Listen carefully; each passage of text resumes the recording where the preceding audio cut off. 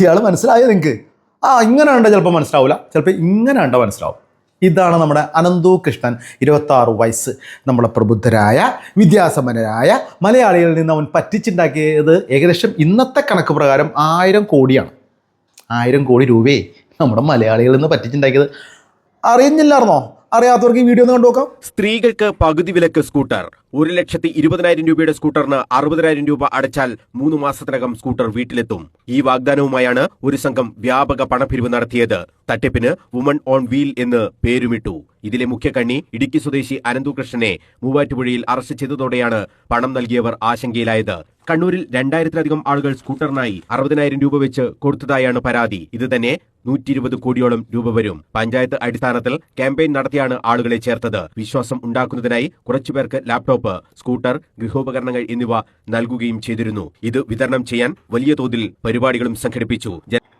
ശരിക്കും പറഞ്ഞാൽ അടുത്ത വാക്കിടും കേട്ടോ. കാര്യം, ഒരു കുറ്റവാളി ഇത്ര വലിയ സാമ്പത്തിക തട്ടിപ്പെടുന്ന ഒരാൾക്ക് ഒറ്റയ്ക്ക് ചെയ്യാൻ പറ്റില്ല എന്നറിയാം. അതിന് രാഷ്ട്രീയമായിട്ട് പിടിപാട് വേണം, ഉന്നത ഉദ്യോഗസ്ഥന്മാരുടെ പിടിപാട് വേണം, അവരുടെ ഒത്താശടി മാത്രം നടക്കുന്നുള്ള നഗ്ന സത്യം എല്ലാവർക്കും അറിയാവുന്ന കാര്യമാണ്. ഇത് വിതരണം ചെയ്യാൻ വലിയ തോതിൽ പരിപാടികളും സംഘടിപ്പിച്ചു. ജനപ്രതിനിധികളെയും രാഷ്ട്രീയ പാർട്ടി നേതാക്കളെയും അടക്കം പങ്കെടുപ്പിച്ച് പല സ്ഥലങ്ങളിലും പരിപാടികൾ നടത്തി. ഇത് കണ്ടാണ് പലരും പണം നൽകിയത്. എനിക്കത് വിശ്വസിക്കാൻ പറ്റില്ല. ഈ രാഷ്ട്രീയ ആൾക്കാരൊക്കെ വന്നു, പല പ്രധാനപ്പെട്ട ആൾക്കാരൊക്കെ വന്നു ഇതിൻ്റെ താക്കോല് കൊടുക്കുന്ന ചടങ്ങ്, അല്ലെങ്കിൽ ഇതിൻ്റെ പരിപാടികൾ ഉദ്ഘാടനം ചെയ്യുന്ന പല സെലിബ്രിറ്റികളൊക്കെ വരുന്നു. അല്ല, ഇങ്ങനെ രാഷ്ട്രീയ പാർട്ടികളും മറ്റു ഉദ്യോഗസ്ഥന്മാരൊന്നും ശ്രദ്ധിച്ചിട്ടുണ്ടാവില്ലേ? ഇങ്ങനെ ഒരു സത്യമുണ്ടോ എന്ന് അന്വേഷിച്ചിട്ടുണ്ടാവില്ലേ? ഒന്ന് ഓർത്തു. എനിക്കിത് വിശ്വസിക്കാൻ പറ്റില്ല. അപ്പോൾ ഇതിൻ്റെ പുറകിൽ ഇവരുടെ അല്ലെങ്കിൽ രാഷ്ട്രീയമായിട്ടോ അല്ലെങ്കിൽ ഉന്നത ഉദ്യോഗസ്ഥന്മാരുടെയൊക്കെ ഒരു ഇടപെടൽ ഉണ്ടെന്നുള്ളൊരു കാര്യത്തിൽ ഒരു തർക്കവുമില്ല. ഇത് സംഭവം ചുരുക്കി പറഞ്ഞുതരാം. CSR ഫണ്ട് എന്ന് പറഞ്ഞാൽ നിങ്ങൾക്ക് എല്ലാവർക്കും അറിയാവുന്നതാണോ? അറിയാത്തൊരു പറഞ്ഞൊരു കാര്യം, കോർപ്പറേറ്റ് കമ്പനികളുടെ ഒരു വർഷത്തിലെ ലാഭത്തിൻ്റെ ഏകദേശം 2% ചാരിറ്റികൾക്ക് വേണ്ടി ഉപയോഗിക്കുന്നുണ്ട്. അത് സാധാരണ ഉപയോഗിക്കുന്നത് NGO പോലത്തെ ലാഭേച്ഛയില്ലാത്ത സംഘടനകളാണ് ചെയ്യുന്നത്. അപ്പോൾ ഇവർ എന്നാന്ന് വെച്ചാൽ അവർ പറയണത് ഇങ്ങനത്തെ ഒരു പൈസകൾ അത് ആൾക്കാരിലേക്ക് എത്തിക്കാൻ വേണ്ടി ഞങ്ങളെ ഏജൻസികളെ ഏൽപ്പിച്ചിരിക്കുന്നു പറയണം. കാര്യം ഇതെല്ലാം എനിക്ക് അറിയാൻ പറ്റിയത് ഇതിൻ്റെ ഒരു പ്രൊമോട്ടർ ഉണ്ട്, അവരായിട്ട് ബന്ധപ്പെട്ടപ്പോഴാണ് ഇതൊക്കെ അറിയാൻ പറ്റും. കാര്യം ഇവർ പറഞ്ഞ സീഡ് എന്ന് പറഞ്ഞ സംഘടന സർദാർ വല്ലഭായ് പട്ടേൽ എന്ന് പറഞ്ഞ മഹാനായ വ്യക്തിയുടെ പേരൊക്കെ ഇട്ടാണ് പറയുന്നത്. ഇതൊരു NGO ഒക്കെ സംഘടനയാണ്. അപ്പോൾ സാധാരണക്കാരിൽ ഇറങ്ങി, പ്രത്യേകിച്ച് സ്ത്രീകൾക്കും പഠിക്കുന്ന കുട്ടികൾക്കും അവരെയാണ് ഇവർ നോട്ട് ഇട്ട് വെച്ചിരിക്കുന്നത്. ഇപ്പോൾ സ്ത്രീകൾക്ക് 1,20,000 വരെയുള്ള സ്കൂട്ടർ പകുതി അടച്ചുകഴിഞ്ഞാൽ 3 മാസം 6 മാസത്തിനുള്ളിൽ വണ്ടി കൊടുക്കുവാണ്. കുട്ടികളുടെ ലാപ്ടോപ്പ് 40 രൂപ 50 രൂപ ഉള്ളത് 25 രൂപ കൊടുത്താൽ ലാപ്ടോപ്പും കിട്ടും. ശരിക്കും പറഞ്ഞാൽ ആദ്യം ഇതായിട്ട് ബന്ധപ്പെട്ട ആൾക്കാർക്കൊക്കെ വണ്ടി കിട്ടി. ഒരു 100 പേര് അപേക്ഷിച്ചിട്ടുണ്ടെങ്കിൽ ഒരു 30 പേർക്ക് വണ്ടിയോട് കൊടുത്തു. അപ്പോൾ വിശ്വാസയോഗ്യമായി. ഇതെല്ലാം കാണുമ്പോൾ ഞാൻ അറിഞ്ഞ പണ്ടൊരു ഇൻസ്റ്റാൾമെൻറ്റ് സെറ്റപ്പ് ഉണ്ടായിരുന്നു. അതേ സംഭവം തന്നെയാണ്. കാര്യം, ഇവർ വരുന്നു, ആൾക്കാരുടെ ഇടയ്ക്ക് പരസ്യമായിട്ട് ഇറങ്ങുന്നു, 2000 സാധനം 500 രൂപ വാങ്ങിച്ചിട്ട് ഒരു 2 ദിവസം കൊടുക്കുന്നു. ആൾക്കാർ ഒരുപാട് പേർ പൈസ ഇൻവെസ്റ്റ് ചെയ്യുന്നു. 2 ആഴ്ച കഴിഞ്ഞ് 1 മാസം കഴിഞ്ഞ് കൊടുക്കുള്ളൂ. അതിനുള്ളിൽ പൈസ കൊണ്ട് മുങ്ങുന്നു. ഒരുപാട് പ്രശ്നങ്ങളുണ്ട്. ഇതൊന്നും എന്തുകൊണ്ട് ആൾക്കാർ ചിന്തിച്ചില്ല എന്ന് പറയുന്നത്. ഈ CSR ഫണ്ട് എന്ന് പറഞ്ഞാൽ അങ്ങനെ സാധാരണക്കാർക്ക് അങ്ങനെ വന്ന സംഭവമല്ല. ഇത് കോർപ്പറേറ്റ് കമ്പനികൾ അതിൻ്റെ ആൾക്കാർക്ക് അവരാണ് വിതരണം ചെയ്യുന്നത്.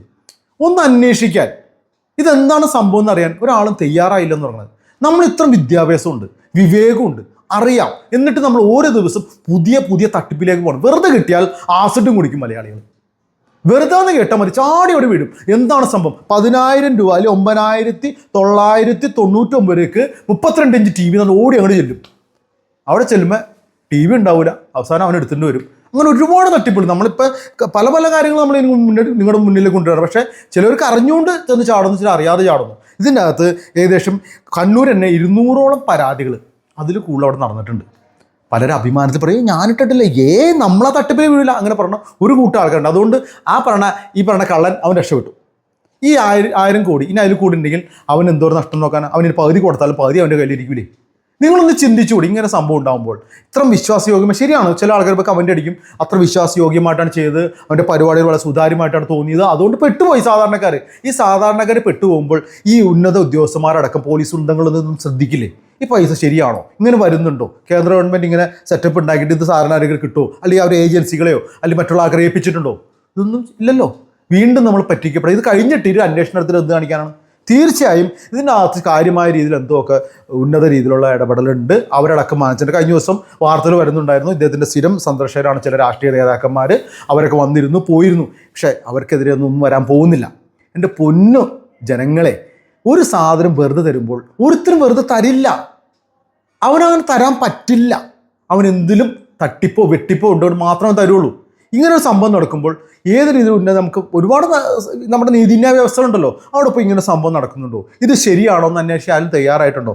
പിന്നെ അഥവാ ഞാൻ ഈ സംഭവം വന്നപ്പോൾ ഈ പ്രൊമോട്ടർ ഇങ്ങനെയായിട്ട് സംസാരിച്ചപ്പോൾ എനിക്ക് തോന്നി, ഞാൻ കുറച്ചാൾ ചോദിച്ചപ്പോൾ പറഞ്ഞു ഇങ്ങനെ ഒരു സംഭവം എൻ്റെ അറിവിലില്ല കേട്ടോ, ഇത് മിക്കവാറും എന്തെങ്കിലും തട്ടിപ്പായിട്ട് വരുമെന്ന് അന്ന് തോന്നിയിട്ടുണ്ടായിരുന്നു. ഒരു 2 മാസം 3 മാസം ഉള്ള സംഭവമാണ് ഈ പറഞ്ഞത്. അതിനുശേഷം പേപ്പറിൽ കാണുന്നു ഇയാൾ പിടിക്കലായി.